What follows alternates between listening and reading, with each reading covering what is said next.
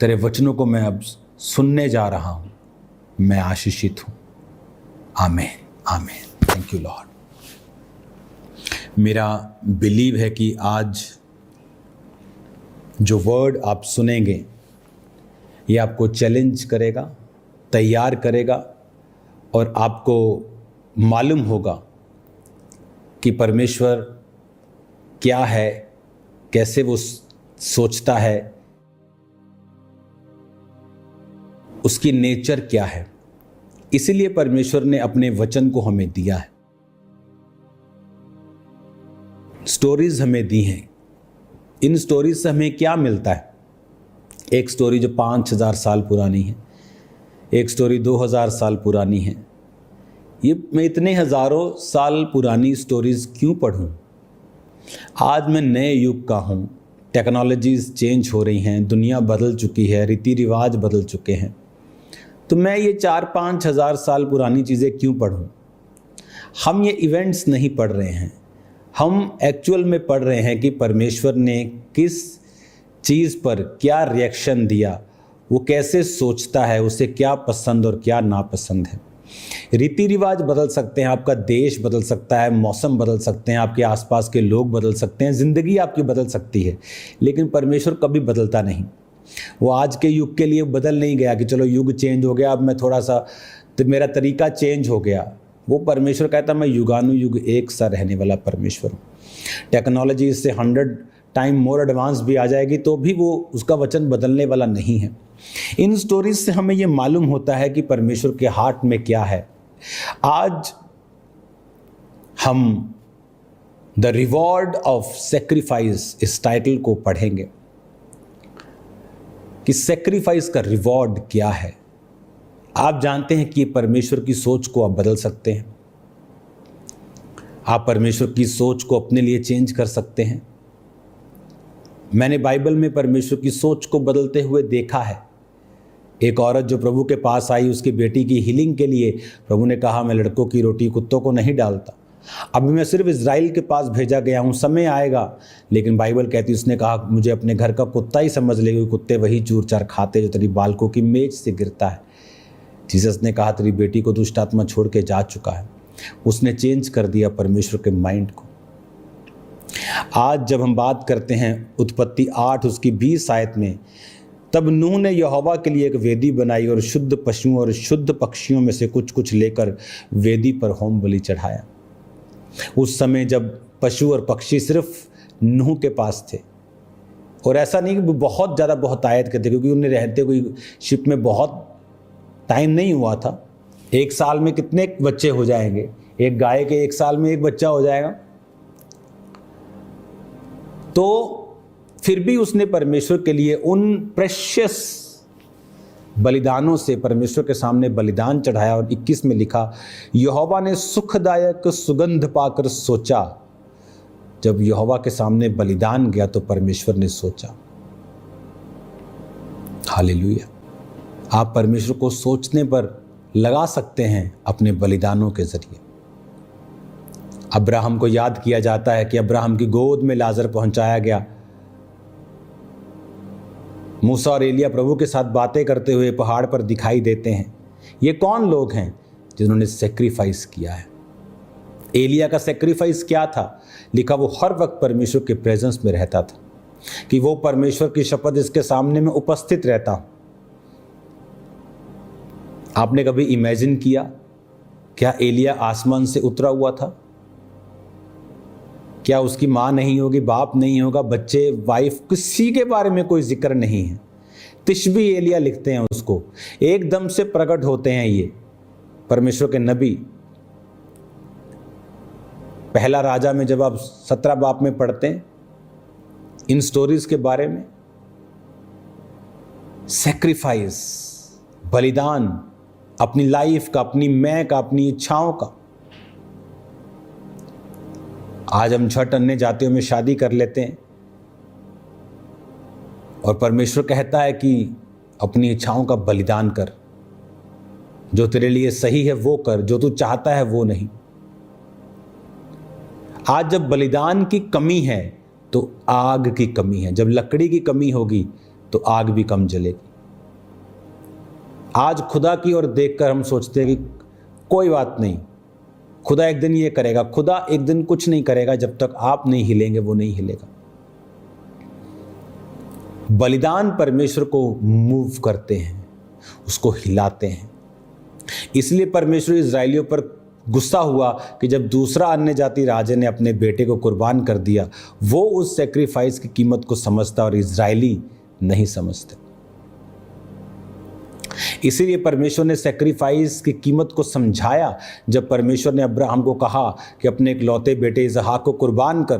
कुर्बानी देने वक्त परमेश्वर ने कहा, अब्राहम मैं जान गया हूं, इसे रोक ले, लेकिन अब मैं जान गया हूं कि तूने अपने इकलौते बेटे को कुर्बान मेरे लिए कर दिया। मैं जान गया हूं कि तू मुझसे प्यार करता है।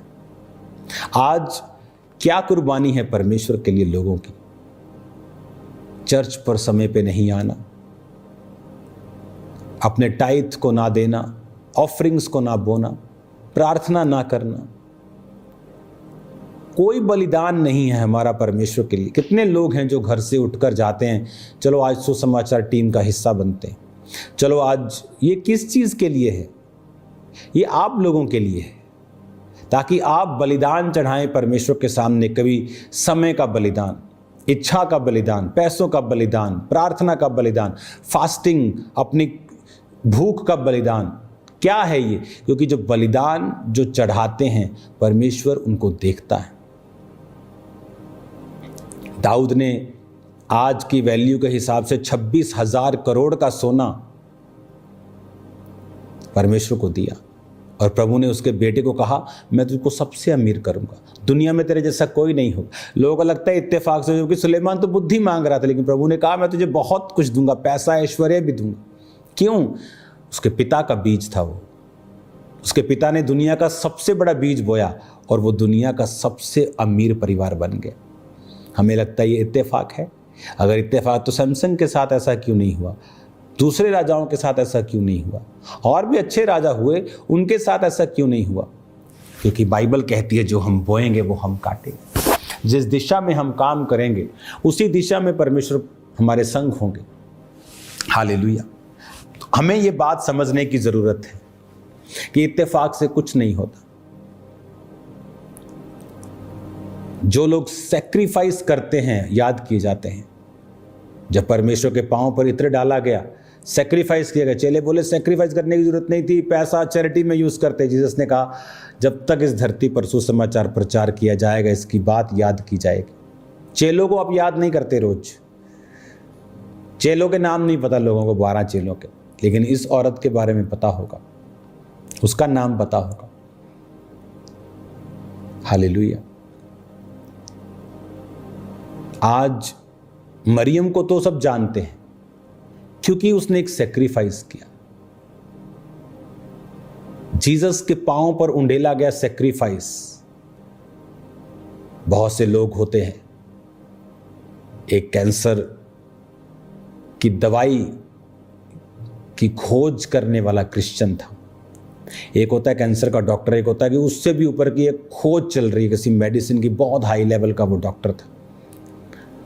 परमेश्वर ने उसको दर्शन देने स्टार्ट किए, दर्शनों में वो अपने आप को सेवा करता हुआ देखने लगा। अब उसे था कि मैं इतना बड़ा डॉक्टर हूं तो क्या सेवा के लिए मेरी इतनी सालों की पढ़ाई, कि पहले मैंने 12 की मेडिकल की, फिर टेस्ट दिया, फिर MBBS, फिर उसके बाद MD, फिर उसके बाद 2-4 और चीज़ें और करके फिर वो उस जगह पे पहुंचा था। लेकिन उसने बलिदान किया, सेवा शुरू की। कुछ सालों के बाद उसने उस देश के प्राइम मिनिस्टर को बैप्टिज्म दिया। आपका बलिदान जब बड़ा होता है, आपकी आग, आपका रिजल्ट, आपकी ग्लोरी भी बड़ी होती है। जब लकड़ी कमरा भर के जलाएंगे तो उसकी आग मोहल्ला पूरा देखेगा। जब लकड़ी 2 इंच की जलाएंगे तो एक बंदा भी उससे आग सेक नहीं पाएगा। आज बलिदान छोटू सा है, ना पैसों का, ना जीवन का, ना इच्छाओं का, ना प्रेयर का, ना फास्टिंग का। हर टाइम फोन, हर टाइम व्यभिचार, हर टाइम रील्स, हर समय सब तरह का गार्बेज और हम सोचते हैं कि आग चाहिए, बड़ा रिवॉर्ड चाहिए। Big sacrifice will bring big reward. आप सेक्रीफाइस नहीं करेंगे, बलिदान नहीं करेंगे।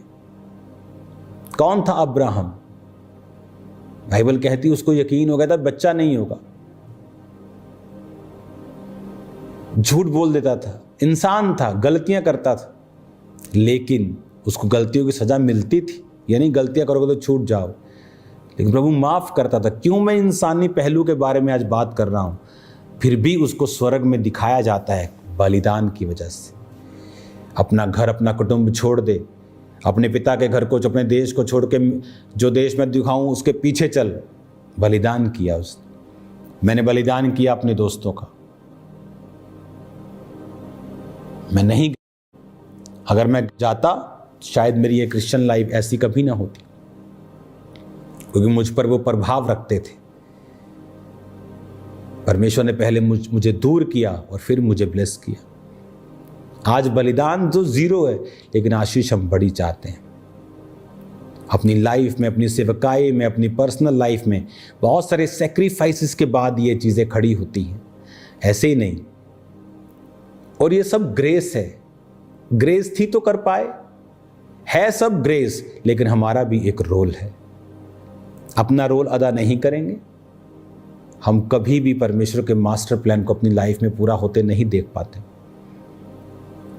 अपनी लाइफ को चेक करें, अपने सेक्रीफाइसेस को बढ़ाएं, और वो सेक्रीफाइस जो आपको हिलाए, जो मुझे हिलाता है वो परमेश्वर को हिलाता है।